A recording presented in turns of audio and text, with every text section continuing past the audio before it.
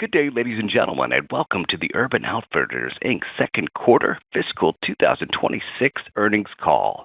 At this time, all participants are in listen-only mode. After the speaker's presentation, there will be a question-and-answer session. To ask a question during this session, you'll need to press star 11 on your telephone. If your question has been answered and you'd like to remove yourself from the queue, simply press star 11 again. As a reminder, today's program is being recorded. And now I'd like to introduce your host for today's program, Una McCullough, Executive Director of Investor Relations. Please go ahead, Ms. McCullough. Good afternoon, and welcome to the URBN second quarter fiscal 2026 conference call. Earlier this afternoon, the company issued a press release outlining the financial and operating results for the 3- and 6-month period ending July 31st, 2025. The following discussions may include forward-looking statements. Please note that actual results may differ materially from those statements. Additional information concerning factors that could cause actual results to differ materially from projected results is contained in the company's filings with the Securities and Exchange Commission. For more detailed commentary on our quarterly performance and the text of today's conference call, please refer to our investor relations website at www.urbn.com.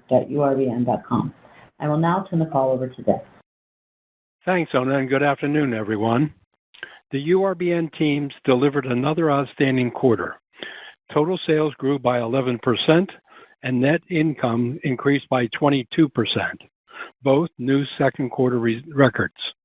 We are especially pleased to report that all brands produced positive comps across all geographies, including the Urban brand in North America. The agenda for today's call includes comments from Frank Conforti, our Co-President and COO, who will elaborate on Q2 performance by brand and business segment and address the tariff situation. After Frank, we will spend some time talking about the exciting second quarter successes at the Urban Outfitters brand. Speaking to this will be Sheila Harrington, Global CEO of Urban Outfitters, Emma Wisden, Urban's European President, and Shea Jensen, North American President. After that, Melanie Moran-Efron, our CFO, will walk you through our outlook for the second half. I will then wrap things up with a few closing thoughts before we open the call up for your questions. I now turn the call over to Frank. Thank you, Dick, and good afternoon, everyone. Today, I'm excited to share our company's second quarter results compared to last year, and then I will dive into some detailed notes by brand. Overall, our teams delivered another outstanding quarter, exceeding our plans and setting new sales and profit records. Total URBN sales grew by over 11%, reaching a Q2 record of $1.5 billion. All of our retail segment brands delivered positive retail segment comps, and 4 of our 5 brands posted record second quarter sales. Nuuly continued to deliver exceptional performance as the brand posted record revenue and operating income driven by an increase of 120,000 average active subscribers compared to the prior year. Our total sales growth was partly driven by a 6% increase in the retail segment comp, with URBN's comps being similar in both channels. Nuuly delivered impressive 53% revenue growth with a 48% increase in average active subscribers. Additionally, the wholesale segment delivered an 18% increase in revenue driven by growth in all channels of distribution. Next, I will turn your attention to gross profit. URBN saw a 15% increase in gross profit dollars, reaching a record $566 million. The gross profit rate also improved nicely by 113 basis points, rising to 37.6%. The improvement in gross margins was primarily driven by lower markdowns, largely driven by the Urban Outfitters brand, as well as occupancy leverage driven by the strong top-line growth. In the quarter, SG&A increased by 13%, deleveraging by 28 basis points. The growth in SG&A dollars was primarily driven by increased marketing spend, which fueled sales and customer growth for all brands. The marketing efforts drove increases in traffic and transactions, both in stores and online for total URBN, while Nuuly's campaigns resulted in healthy double-digit growth in average active subscribers. Overall, total URBN operating income rose by 20% compared to last year, reaching $174 million, while the operating profit rate improved by 85 basis points to 11.6%. Net income saw a 22% increase to a new Q2 record of $144 million, or $1.58 per diluted share. Now moving on to brand performance, starting with Anthropologie. The Anthropologie team had another fantastic quarter, achieving a 6% increase in their retail segment comp, which marks over 4 years of consecutive quarterly positive comps. This success was fueled by equal strength in the digital and store channels, both of which benefited from increased traffic and transactions. Every product category saw positive regular price and total sales comps, with strong performance across shoes and accessories, in addition to apparel and home. Strength in apparel was driven by the team's continued success in expanding their product offering to fit their customers' full lifestyle. In addition to Celandine, an Anthro own brand offering year-round vacation-ready styles and daily practice, Anthro successfully launched another own brand, Lyrebird, providing an expanded assortment of intimates and lounge. All 3 Anthropologie owned brands showed strong growth within the second quarter and continue to expand the customer share of wallet with Anthropologie. Within the home category, home accessories led the growth, driven by fashion newness. As part of Anthropologie's ongoing strategy to serve a multi-generational customer across all aspects of her lifestyle, the brand recently marked a major milestone with the launch of their in-house Maeve label as a standalone brand. This launch reflects meaningful progress on the strategic priorities Tricia outlined last August to focus on investment in own brand development, enhancing selling environments, delivering inspirational creative content, and expanding the customer base across age demographics. In August, the brand implemented a robust full-funnel marketing strategy, and we are planning to open the brand's first standalone store this fall in Raleigh, North Carolina. So far, the marketing campaign has exceeded our expectations, and we are excited to open our first store. We believe this evolution of Maeve reinforces Anthropologie's commitment to brand-led growth, lifestyle expansion, and unlocks further opportunity to build on the momentum already underway, while strengthening relevance with high-value customers across generations and ushering in a new era of customer engagement. Based on our current plans, we believe the Anthropologie Group could deliver a mid-single-digit positive retail segment comp in Q3. Next, let's turn our attention to another impressive performance by the Free People team. They delivered a 14% increase in total revenue and double-digit operating income growth. Their sales growth was driven by a 7% retail segment comp and a 19% increase in Free People wholesale segment revenues. The positive retail segment comp was driven by similar comps in both the store and digital channels, and positive comps across all major product categories. Non-comp sales grew by over 200%, boosted by the opening of new Free People and FP Movement stores. The brand successfully opened an additional 10 stores in the second quarter, including 5 Free People and 5 FP Movement stores. The FP Movement brand delivered robust total growth of 30%, driven by a 14% retail segment comp and wholesale segment sales growth of 52%. The brand continues to make significant progress on our long-term strategic focus to build our performance apparel business. The brand had a strong 360-degree marketing campaign focused on sports bras and bottoms, with both categories delivering healthy double-digit comps. The brand saw double-digit increases in new, reactivated, and retained customers during the quarter. Based on our current plans, we believe the Free People retail segment could deliver a mid-single-digit positive comp in Q3. Free People wholesale revenues increased by 19% during the quarter, driven by sales gains in all channels and geographies.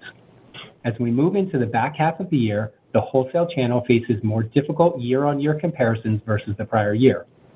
Based on our plans, we believe the wholesale channel could deliver mid-single-digit growth in the third quarter. Finally, let's touch on the Nuuly business, which delivered another exceptional quarter, achieving its most profitable quarter ever and beating our previous best operating profit rate from last year's second quarter by over 300 basis points. The brand continues to outperform our most optimistic expectations. The 48% growth in average subscribers contributed to a 53% increase in brand revenue and added 4 percentage points of revenue growth to total URBN sales.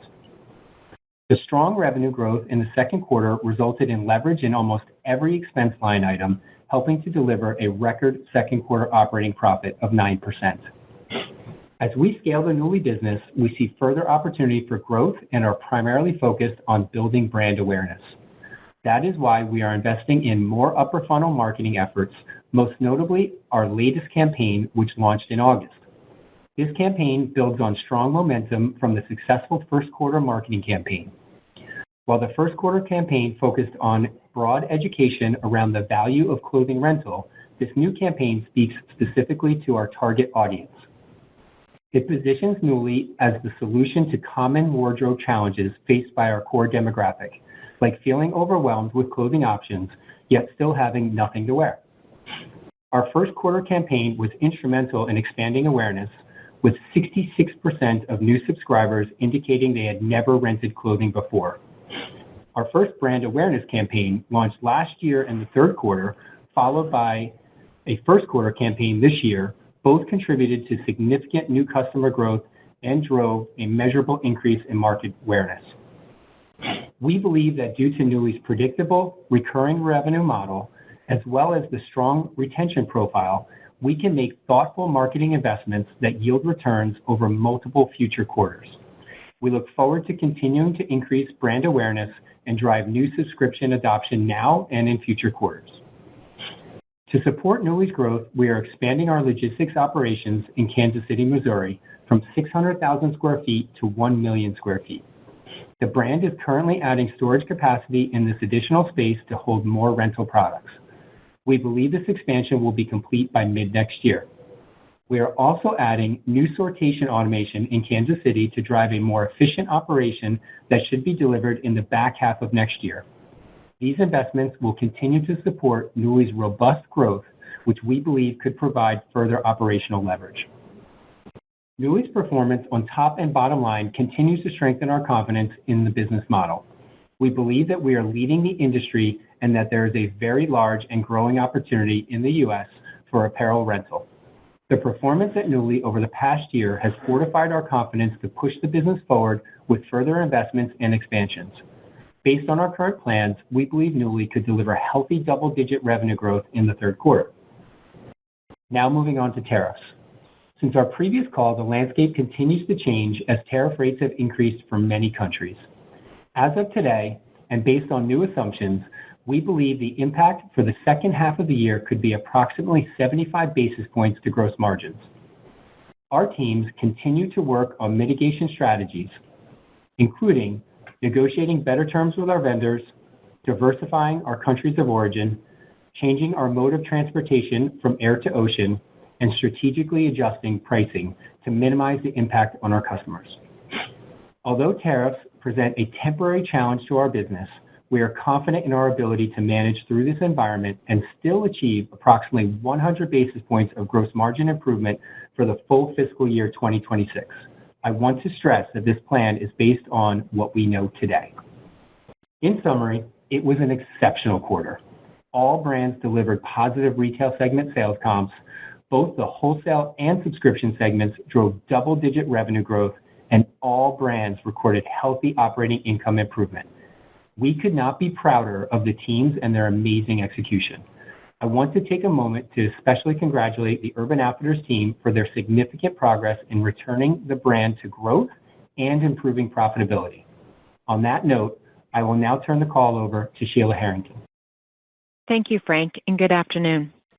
I'm very pleased to report that Global Urban Outfitters delivered 5% revenue growth this quarter, with a 4% comparable sales increase in our retail segment. This represents the second consecutive quarter of positive comparable growth across our global business, highlighted by double-digit comp growth in Europe and positive comp growth in North America.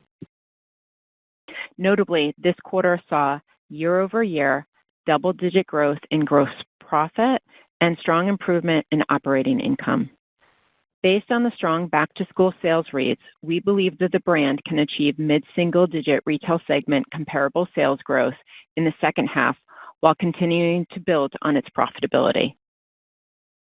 I want to congratulate and thank Shay, Emma, Meg, and their teams for delivering these strong results. Their strategic leadership, operational discipline, and consistent focus on the customer with creativity and passion have been instrumental in driving this change. Starting with our EU business, we delivered an 11% comparable sales increase in the retail segment, with strong performance across both channels led by stores. Over the past 5 years, Urban Outfitters Europe has achieved a 15% compounded annual growth rate. This quarter's results were driven by solid growth in both the UK and continental Europe, with strength across both channels in Europe. Emma will share further details on our long-term plans for continued European expansion. Our positive Urban Outfitters North America business reflects sequential improvement across both channels, with stores delivering positive results and DTC driving strong regular price comps. It is clear Shay's strategic growth initiatives introduced last year are yielding positive results. We look forward to seeing continued progress in this region. This momentum across regions, including the acquisition of new customers globally, reduced reliance on promotions, and growth in regular price sales, gives us confidence in the significant growth potential for the brand in both North America and Europe. The strength and positive reception of our proprietary product globally, combined with our ability to tailor products to local consumer preferences, remains key drivers of our success. We are positioning Urban Outfitters globally not only to recover, but return as a growth brand for URBN. Our teams are well prepared for this growth in both regions. Now, Emma Wisden will share more on the Urban Outfitters EU business and growth opportunities, followed by Shay Jensen, who will speak about the North America business. I will now turn the call over to Emma. Thank you, Sheila, and good afternoon. I'm pleased to report another strong quarter for the Urban Outfitters brand in Europe, with performance coming in ahead of our expectations. Building on the momentum from the first quarter, our EU business delivered double-digit growth in the second quarter across several key categories, supported by stellar product execution, disciplined inventory management, and a continued focus on the customer experience.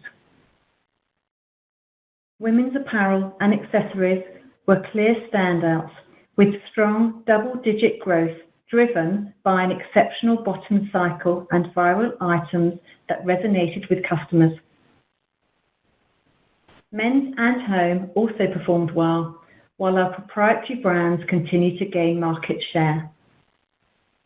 Stronger, more localized inventory management lifted conversion both in stores and online, and led to a markdown rate close to historical lows.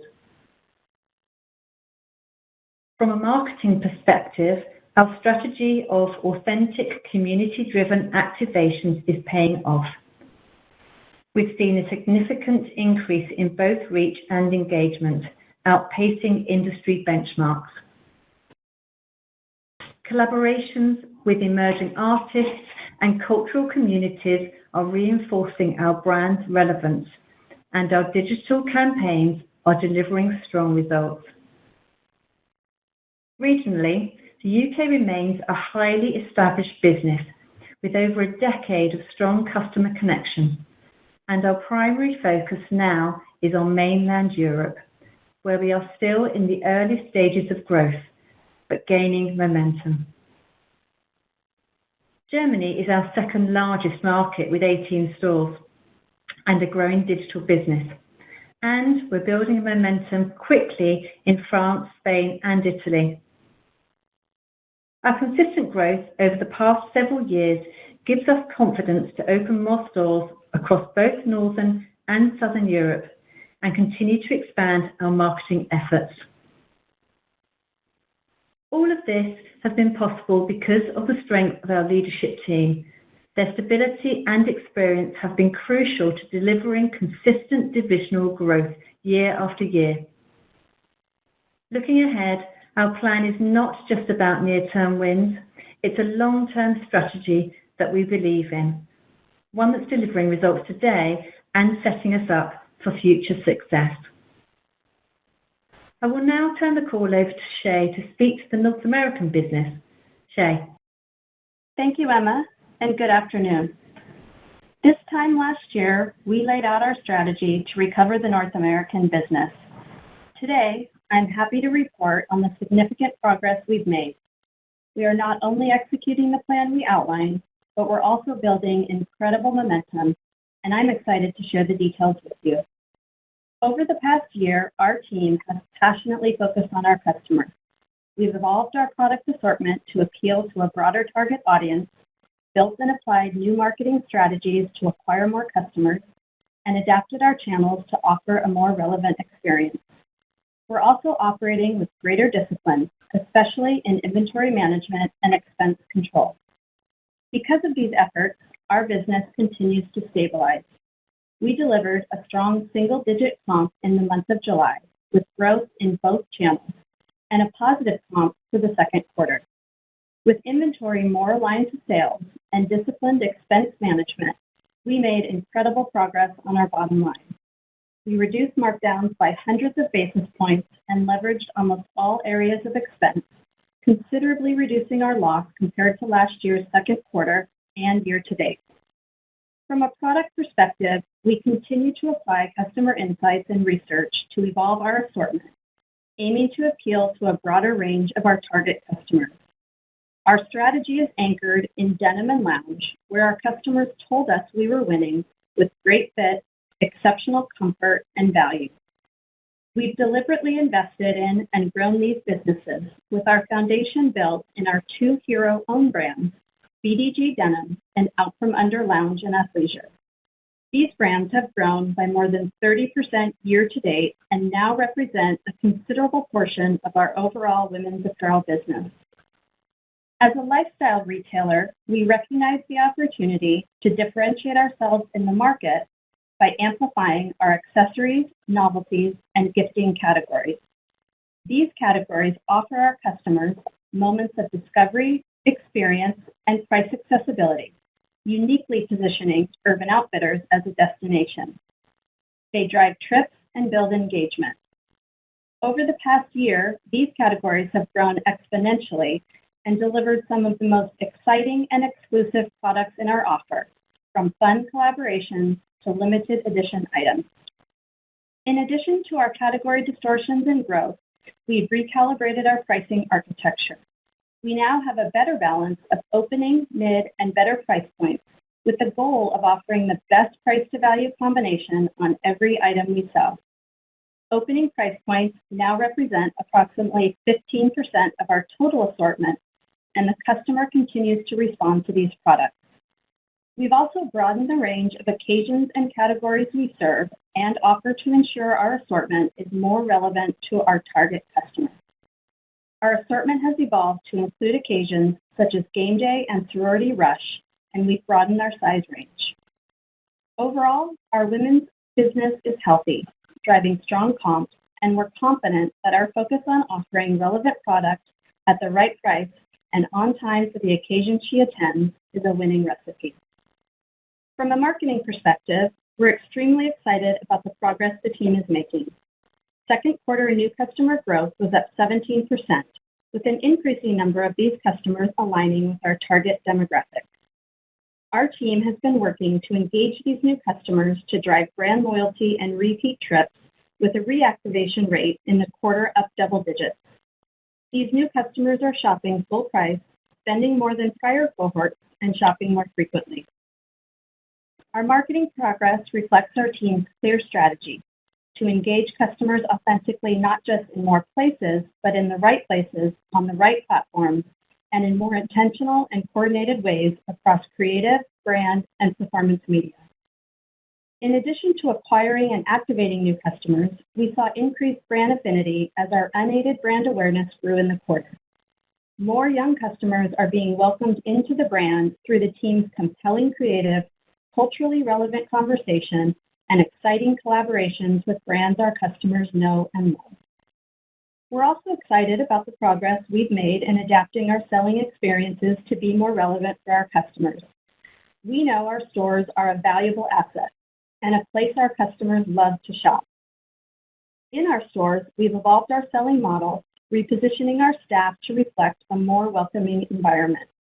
We've also updated our in-store merchandising to support our new product strategies, allowing for ease of shopping while still offering the inspirational styling Urban Outfitters is known for. On our website, our new creative takes center stage and reflects the occasions our customers shop for and attend. In both channels, our Net Promoter Scores are up meaningfully, indicating customers are pleased with our efforts. While much progress has been made, we recognize this is a journey, and we have more work to do. The back-to-school season is underway, and our Q2 strength continues. Our college stores are a buzz welcoming students back to campus, and the spirit of game day, reconnecting, and meeting new friends is in the air. Looking ahead, we're excited about the work underway to rebuild our men's apparel business, the opening this fall of a remodeled store featuring a newly designed store environment, and the continuation of our current strategies. With solid momentum, continued sequential improvement in our top-line sales, and disciplined control of expenses and inventory, we believe we will continue to deliver progress on our path to profitability. Finally, I would like to congratulate and thank our team on the results they've delivered. The planning, collaboration, and commitment they've brought to the brand has been incredible, and I'm grateful. I especially want to thank and recognize our leadership team, who I have the opportunity to work with day in and day out. I know I speak on their behalf when I say we feel optimistic and that the best is yet to come. I will now turn the call over to Melanie. Thanks, Shay, and good afternoon, everyone. Let me walk you through how we're thinking about our third quarter financial performance. We are excited to announce that we are off to a solid start this quarter. Based in part on our strong start to the quarter, we're planning for total company sales to grow in the high single digits for the quarter. In our retail segment, comp sales could grow mid-single digit, driven by mid-single digit positive retail segment comps at Anthropologie, Free People brands, and the Urban Outfitters brand. At Nuuly, the brand could deliver mid-double-digit revenue growth, driven by continued subscriber momentum. Finally, our wholesale segment could produce mid-single-digit growth. Based on our current sales performance and plan, we believe URBN's full-year gross profit margins could increase by approximately 100 basis points, with second half growing by approximately 50 basis points versus last year. Within the second half, third quarter gross margins could be flat versus last year, as lower initial project margins from increased tariffs offset improvements in occupancy leverage and lower product markdowns.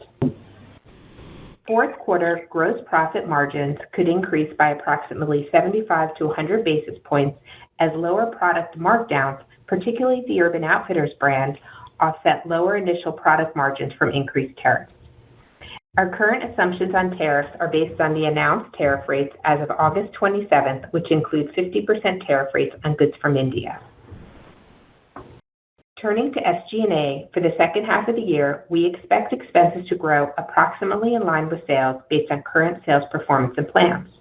The planned growth in SG&A is mainly driven by higher marketing spend to support customer and sales growth, along with increased store labor costs related to new store locations.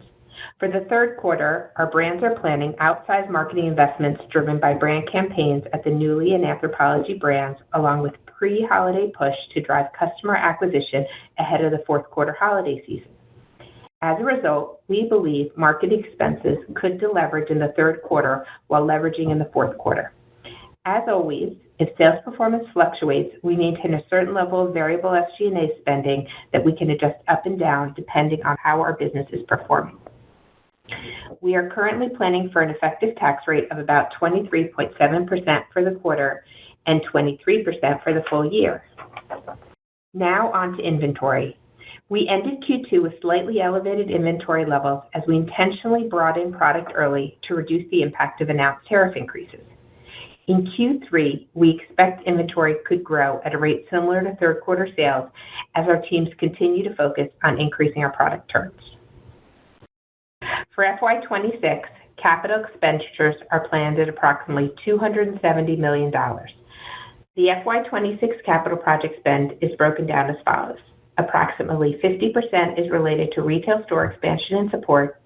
Approximately 25% is related to supporting technology and logistics investments, and the remaining 25% is for home office expansion to support our growing businesses. Lastly, we're planning to open approximately 69 stores and close approximately 17 this fiscal year. Most of our net new store growth will come from FP Movement, Free People, and Anthropologie. Specifically, we're planning 25 new FP Movement stores, 18 new Free People stores, and 16 new Anthropologie stores. As a reminder, the foregoing does not constitute a forecast, but is simply a reflection of our current views. The company disclaims any obligation to update forward-looking statements. With that, I'll hand it back over to Dick. Thanks, Melanie. What an incredible quarter. Each brand has cause to celebrate. Our two larger brands continue to attract more new customers and take additional market share. This while generating mid-teen profitability. As you heard earlier, the Urban brand smashed sales expectations in Europe and broke into positive comp territory in North America due to a very strong back-to-school season. Both newer brands, FP Movement and Nuuly, drove outstanding double-digit revenue comparisons and posted record profitability. In total, our portfolio of brands is a fantastic collection of consumer favorites, each one successful on its own. The foundation of this success is a healthy consumer combined with excellent brand execution. During the quarter, customers remained enthusiastic about fashion newness, and we delivered compelling products and distinctive experiences. Together, this produced a record second quarter performance. I do want to take a moment to recognize and thank the Urban brand teams on both sides of the Atlantic for their results. The turnaround in North America is real, with the brand recording nicely positive comp sales during the crucial back-to-school season. Both North America and Europe registered strong growth in new customers and better full-price selling.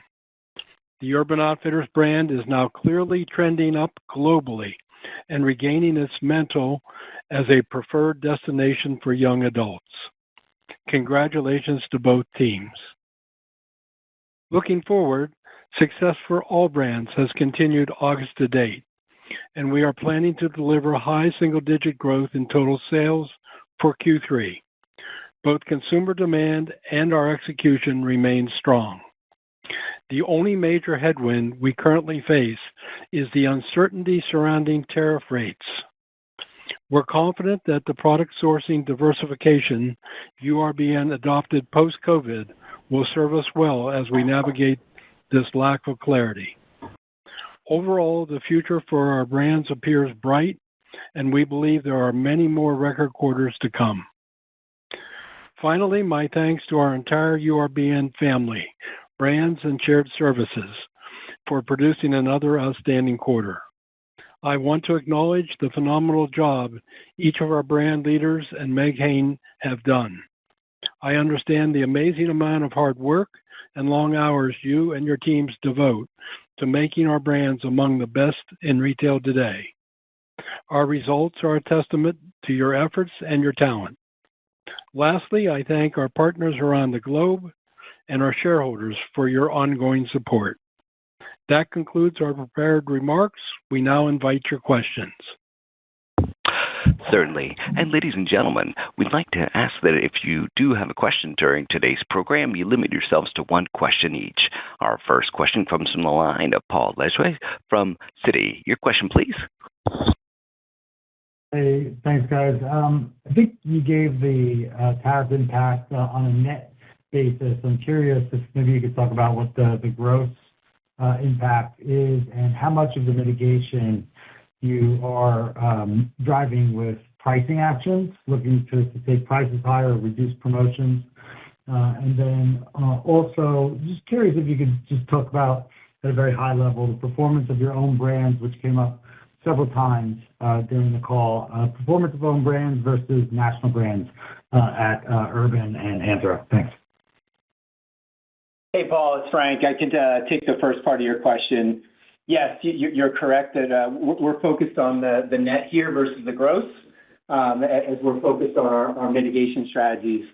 As it relates to pricing, honestly, we have a sort of four-pronged approach, and pricing is really the last piece, and that's intentional. We're focused on protecting that customer experience as much as we possibly can. So first, our first piece there is negotiating better terms with our vendors. Second is going to be shifting our countries of origin where possible. Third is going to be adjusting our mode of transportation from air to ocean. And lastly is going to be gently raising prices. And what I want to stress there is that the teams are being very thoughtful about the final step. We're looking to protect opening price points and only targeting areas where we believe we could gently raise some prices without significantly affecting the overall customer experience. I think to the credit to the sourcing, to the brand teams, to the logistics teams, despite the tariff headwinds, which we discussed would be about 75 basis points over the back half of the year, and that does include India at 50%, we did hold our gross profit margin goal of hitting 100 basis points of improvement this year. So that feels really good given the tariff headwinds and the mitigation efforts that we put into play. Okay, let's talk about own brand penetration, starting with you, Tricia, at Anthropologie. Yeah, hi, Paul. I can speak a little bit to Anthropologie. We've been focused on growing our own brands for the last several years and are really pleased with the results that our buying, design, creative teams have been putting in. Our own brand total portfolio is growing at double digits. That's not to say that our market brand partners are not growing. They're just growing at a faster rate. So our penetration of own brands currently sits at about a bit of a record high at about 71% of our total business. So very pleased with not only the new brands that we've launched across Celandine, Daily Practice, and Lyrebird, but really thrilled with the results that we're seeing with Maeve and excited about the new plans that we have to expand that further. Thanks, Trish.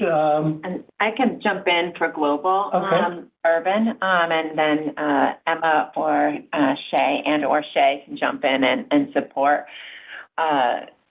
We're thrilled with the proprietary brand growth in both Europe and North America. I feel like, as Shay spoke to, BDG and Out From Under have been particularly strong brands and with high levels of growth this year, supported by both the product and the marketing efforts on both. And then over in Europe, the same thing is happening. BDG and It's France, both extremely strong, resonating really well with their consumer.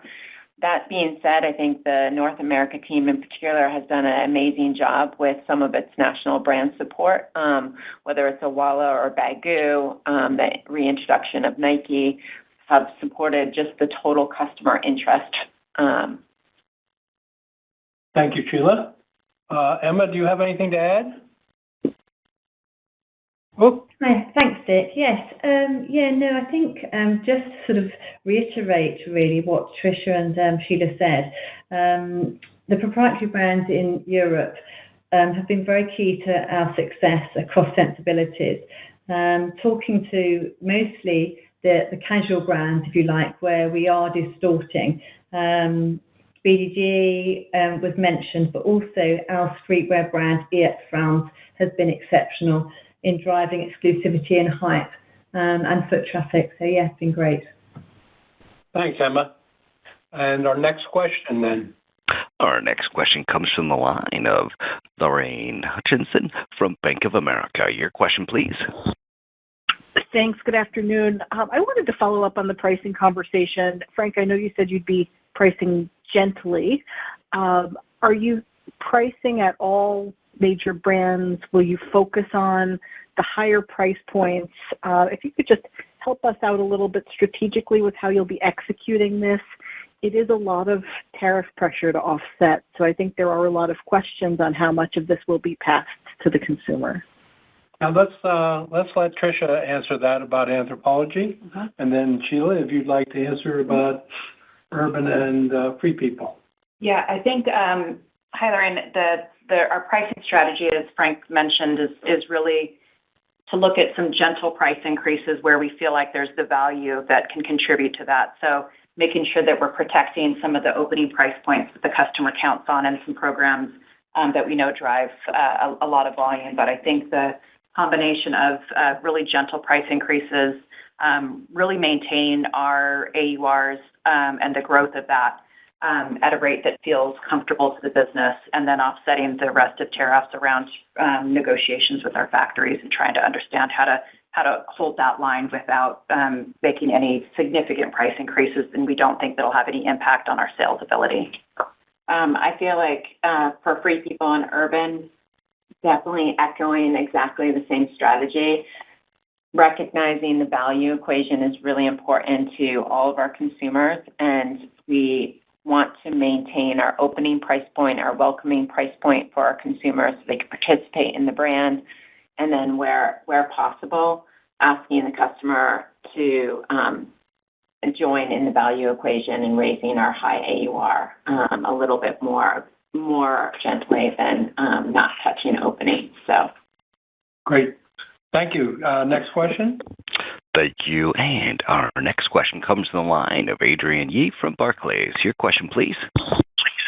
Great. Thank you. A huge congratulations and shout out to everybody in all brands, all divisions. So congrats. I guess I'm going to have my first one is for anybody who wants to chime in on this. As we're looking at kind of back to school and sort of the denim cycle, we've seen kind of the wide silhouette everywhere, but it seems like there's a new wave of the premium over $100 denim that seems to be taking hold, a little bit of an elevation. Can somebody, by brand or if somebody wants to take that on whole? And then, Frank, I'm still stuck on the tariff thing. You're really mitigating it extremely well. The fourth quarter in particular, Frank or Melanie, the up 75 to 100 basis points. Can you help us kind of shape the 8-7 tariffs and the now India as of today? Based on your turns, would those necessarily be impactful to the holiday and the back half of the year, or is there some hangover effect that kind of bleeds out into spring of next year? Thank you. I can certainly take the tariff one. I don't think the brands want me touching any denim fashion trends. So, yes, our plan does include the 50%, all-in tariff on India right now. I think I do want to stress when we talk about shifting countries of origin, which is an impactful mitigation strategy.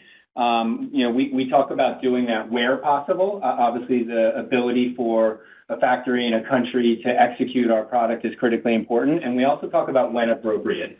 And what I mean by this is, the tariff landscape is changing day to day right now, and we want to protect our customer experience, and that means protecting our product. So we're not going to make extensive changes that are going to impact our product right now or our customers. I think we're going to try and do the best that we can, waiting for the dust to settle before we start to make extensive changes. That being said, we've got great relationships with our vendors. We have a very flexible sourcing network. So I think the first two strategies of working back with our vendors to help negotiate better terms to mitigate some of the impact, as well as, some of the things that we've been able to do in adjusting countries of origin have certainly led the way in helping offset the tariff. Yes, the impact that's hitting today, right, for India, I think it hits for any air receipts after today and ocean in the next couple of weeks will absolutely have an impact on our fourth quarter. We turn our business here pretty quickly, and that is baked into our plans. And absolutely, that will have some carryover into the first half of next year as well. And Adrienne, I'll take a shot at talking about denim for all three brands. And ladies, if I make mistakes, please feel free to correct me. But I think what we see is an opportunity to offer a number of different silhouettes in leg openings, rises, and colors. And so that's exactly what we're doing. But I want to stress that the full-legged bottoms are still by far the number one silhouette that the customer is voting for. And I hope you all remember, and Adrienne, I'm sure you will, you've been with us for a long time, that we've been talking about the full-legged silhouette since before COVID. So this is nothing new to us, but I think there are varied silhouettes from straight to flare to full leg. Next. Certainly. Our next question comes to the line of Matthew Boss from J.P. Morgan. Your question, please. Thanks, and congrats on a nice quarter. Thank you, Matt. Dick, I guess, how would you characterize health of the global consumer into the back half today? And can you speak to trends that you've seen across concepts in August? And then for Shea, at the Urban brand, I guess, could you just elaborate on the best is yet to come, maybe as it relates to additional opportunities that you see from here? Sure, Matt, let me try the consumer. We think the consumers are feeling very optimistic, and we have noticed that they're behaving accordingly. From our customer purchasing data, Q2 shows that, well, we told you the comp sales were up very nicely in mid-digits, but traffic was very positive, both in the stores and online. Transactions were up, conversion improved, and new PT was up as well. So the only decrease we saw was in AOV, and this was largely driven by the shift in mix by category. So lower price areas like athleisure and lounge and accessories outperformed some of the more expensive categories, and that's what drove the lower AOV. So I guess our conclusion from this data is that our customers remain very enthusiastic about acquiring the latest fashion, and they're finding our assortments very compelling. Hi, Matthew. It's Shea. First of all, I think I just want to amplify our enthusiasm about our results. And I think just to clarify what we meant by the best is yet to come, we have a lot of momentum in the business, and I think our results reflect that our plan is working. Our strategies are definitely paying off. I think we see a continuation of those results in back to school and as we're heading into the third quarter, and that gives us a lot of confidence as we look ahead, into even the holiday season. So we intend to continue to deliver sequential improvement. We believe that will result in, continued growth on the top line. We intend to manage with, continued discipline on the bottom line. And, we certainly hope that doing those two things and staying focused on our plan will drive us towards the path to profitability. Thank you. Next question, please. Certainly. Our next question comes from the line of Alex Stratton from Morgan Stanley. Your question, please. Perfect. Just a couple from me, maybe for whoever's best suited. Just any thoughts on what the end of the de minimis exemption means for the competitive landscape, and any comments on if you use that at all?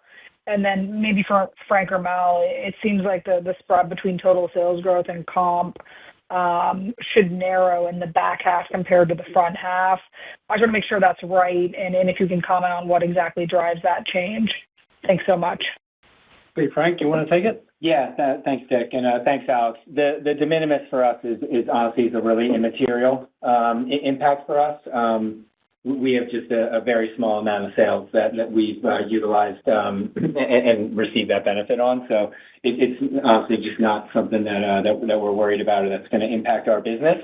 As it relates to the spread between total and the retail segment comp shrinking a little bit, I think that's probably largely about wholesale. Wholesale had really strong double-digit gains in the first half of the year. They start to anniversary those strong double-digit gains in the back half of the year. So as we say, they're up against a more difficult comparison. And I think as Melanie said on the call, we're planning sort of mid-single digits in the third quarter and back half. So that's probably the biggest piece.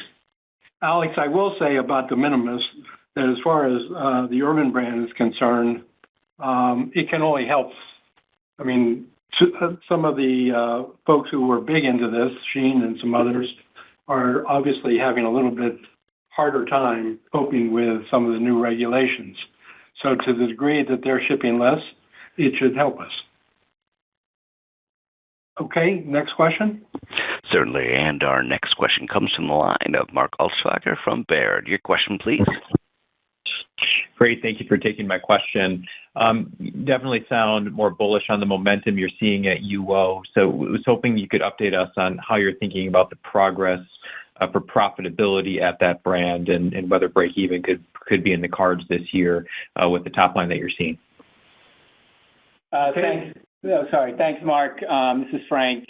So we are definitely more bullish. And again, congratulations to Sheila, Shay, and Emma on just the incredible performance. I think the strategy they've put and the teams that they've built, we're just excited to see the turnaround and the significant progress in the second quarter building on what started last year. We are not sort of giving a timeline on return to profitability. That will not be this year. I feel comfortable saying that. I want to say that we and stress here that we are planning for and believe we can drive consistent, steady progress to achieve profitability. But to do this right, it's going to take some time. And I think the brand is doing it right, focusing on MMU. You're seeing that from the reg price sales gains sort of leading the way. Now you're seeing total comps come into play. So you started to see that MMU recapture. And then as the comps grow, you'll start to see things like occupancy and other fixed expenses leverage, which will start to benefit the bottom line. So I think the brand's going about it the right way, focusing on the consumer, focusing on that reg price sale, and we're certainly on the right track. Thank you. Next question, please. Certainly. Our next question comes from the line of Dana Telsey from Telsey Advisory Group. Your question, please. Hi, good afternoon. Two quick ones. When you think about the framework for the third and fourth quarter, I just want to make sure I heard it right.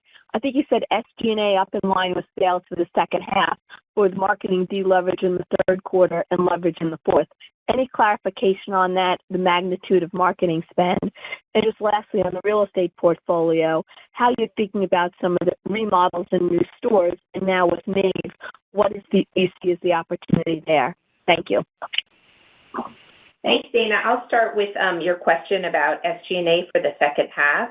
So I just wanted to highlight we did leverage in the first half, and we think that we can grow sales and expenses in line with that sales growth. But by quarter, there is a little bit unevenness as a result of the marketing campaigns. So you will see in the third quarter we have a bit of deleverage, and then in the fourth quarter comes back with leverage. And Tricia, you want to talk about the real estate at Maeve? Sure. Hi, Dana. We're really excited to launch our first standalone Maeve store this fall and looking at a 3 to 4 store test through the course of spring. And then we're planning to really read and react to those results to determine what the longer-term growth plan could be. But I'm very excited to get the first store open. Lots to learn. Very excited to be able to share more of the Maeve brand with our customers and excited to see what happens. And the store is in Raleigh. Yes. correct? Yep. Raleigh, North Carolina. Thank you. Next question. Certainly. And our next question comes from the line of Marnie Shapiro from the Retail Tracker. Your question, please. Hey, guys. Congratulations to everyone. The stores have been fantastic. So I'm also going to stay away from denim and that conversation and kind of shift. Could we get an update on what's going on with the home assortment, specifically at Anthropologie, and then, Shay, at Urban Outfitters, where you launched a great dorm assortment, followed by that Chipotle assortment, which I thought was fabulous. And then could we also get an update on, I guess, what the timing for the improvement on men's at Urban Outfitters looks like? And are you seeing a different trend in Europe that makes you hopeful about how that will come to pass in the U.S.? Tricia, you want to talk about Anthro? Yeah, happy to. Marnie, our teams have been working incredibly hard on our home assortment, and as I've mentioned before, really focused on driving profit and making some really nice gains. But very proud of the fact that we've now delivered our third consecutive quarter of comp increases in the home business. That's largely been driven by really fantastic growth in categories like home accessories and textiles. The furniture business continues to be challenging, but the comps are lessening as we head into Q3. But overall, I think we believe that we can still continue to deliver low single-digit comp increases in home, and just really proud of the team's progress that we've made there, and feeling like we're in a really great place. Shay, would you like to talk about men's at Urban? Yeah. Hey, Marnie. First, let me just talk briefly about, you mentioned the Chipotle collab, which was really, really exciting. Obviously, Chipotle is a brand that's really well known by our customer. We were really excited to partner with them as is part of our strategy to partner with some of the best and most well-known brands. We last week launched a collab and with some dorm furniture accessories. It was really well received, brought in a lot of new customers for us. Really exciting. Had great well-received product acceptance by the customer, and just overall was really exciting. A great example of what we want to do more of, which is partnering with great brands that the customer loves and bring some great product to market. So we were real excited. We think Chipotle was real excited, and thanks for noticing and asking the question. As far as the men's assortment goes, we're really excited to be in the progress of rebuilding the men's assortment with a great new leader in place. We think that the timing on that, is forthcoming. I would expect, largely sort of probably by spring that you'll really see a noticeable difference in that assortment with, some evolution between now and then as we build towards that. Your question about working with Emma and team, we do work really close with them and share a lot of conversation. And with that, maybe I'll flip it over to Emma to talk about some things that are working in her men's business.